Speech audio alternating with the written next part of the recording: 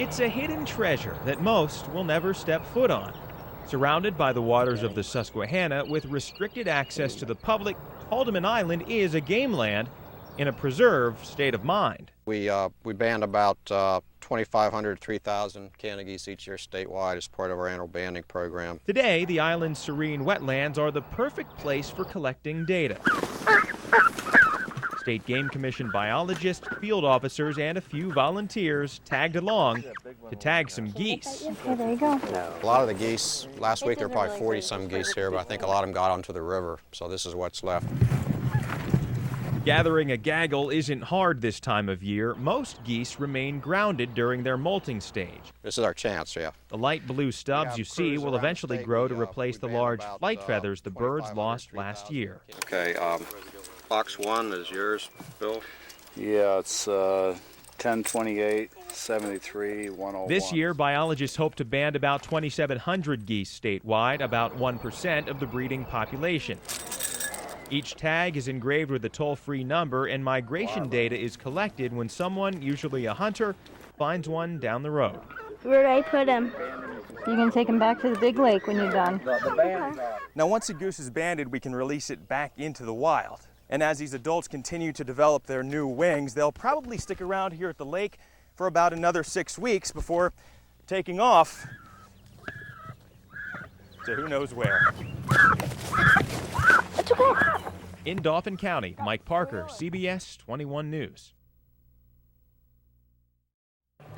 3. The Pennsylvania Game Commission has already done research with fawns, with the young. 2. They've also done research with the males, the bucks. 1. And now we're doing the female research. To say science isn't any fun, well, you've never spent the day trapping whitetail deer in Perry County.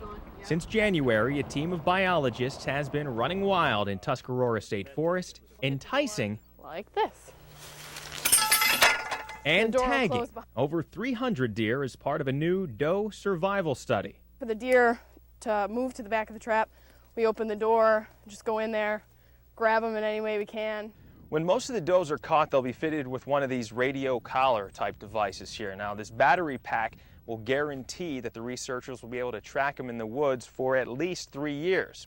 Over 36 months, the Tuscarora team will compare data with another team further north, uncovering the secrets of how doe react to hunter pressure, then using it to better balance out the total deer population across the state. So you'll get a picture of more remote deer and a picture of some deer that are also close to some urban areas, and that'll show movements in relation to those deer as well as the ones up north. With the elaborate traps and a few tricks of the trade, science comes alive. And that's a blast. In Perry County, Mike Parker, WHP, CBS 21. There was an episode of CSI last year where cops found a man killed by a bear, which was then killed by another man who removed the dead bear's gallbladder. But hey, that's Vegas, right? What you might not realize is that it could have just as well been here in Pennsylvania. Usually the parts that are involved are the buying and selling of black bear gallbladders, paws, skulls, teeth. In a case not long ago in York County, these items, including a cocktail made from bear gallbladder oil, was confiscated.